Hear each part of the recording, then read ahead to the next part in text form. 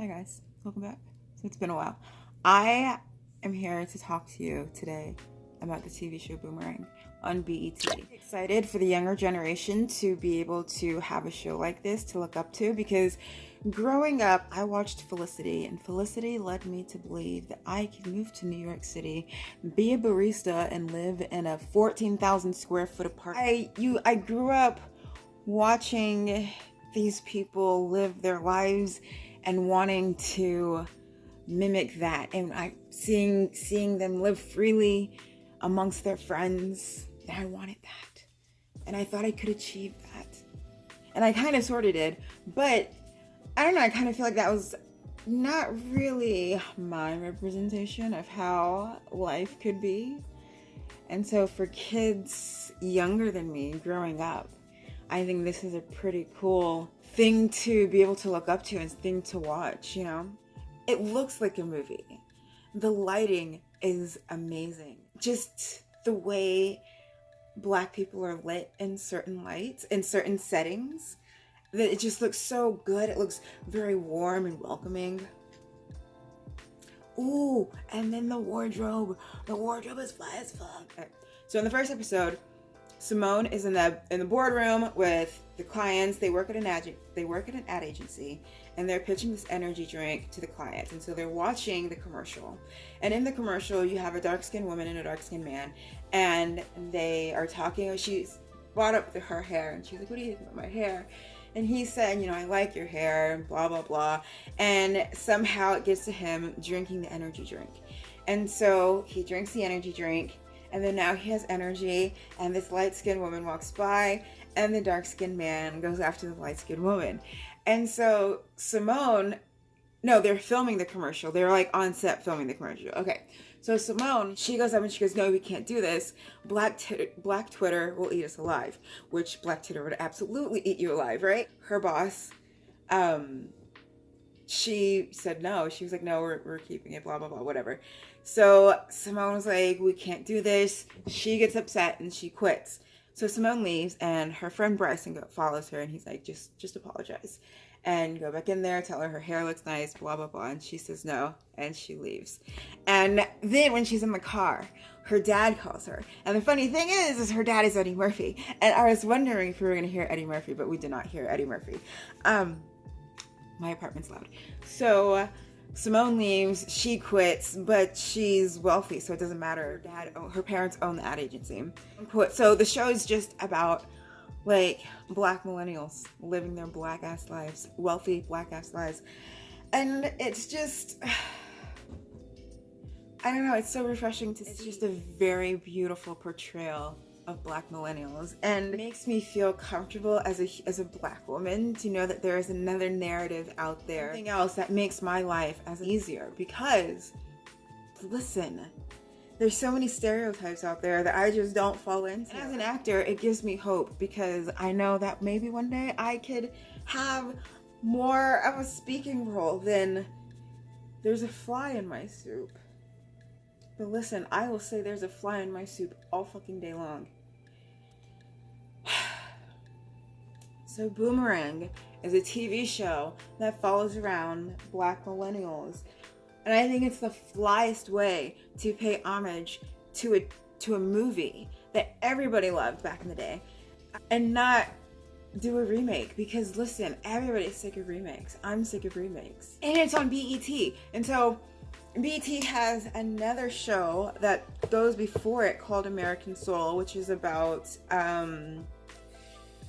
not Ragtime, God, what is that? Soul Train.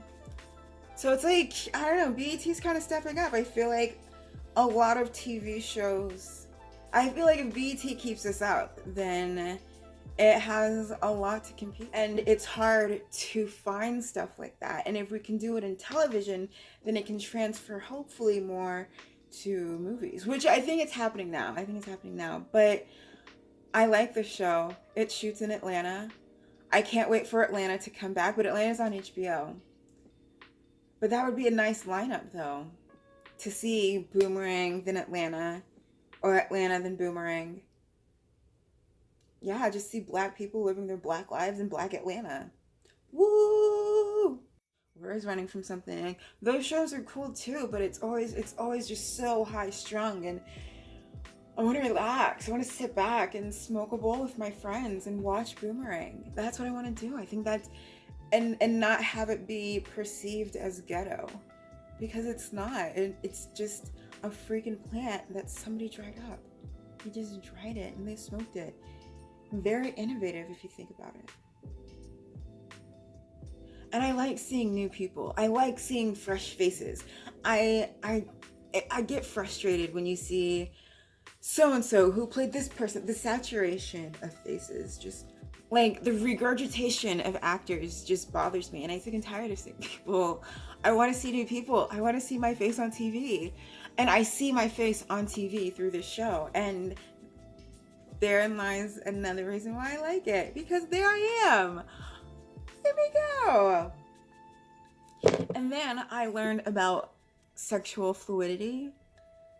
Different. Okay. Cool. I learned something new. And it's because, I mean, if you don't talk about it, you don't know about it. And they're, oh my God.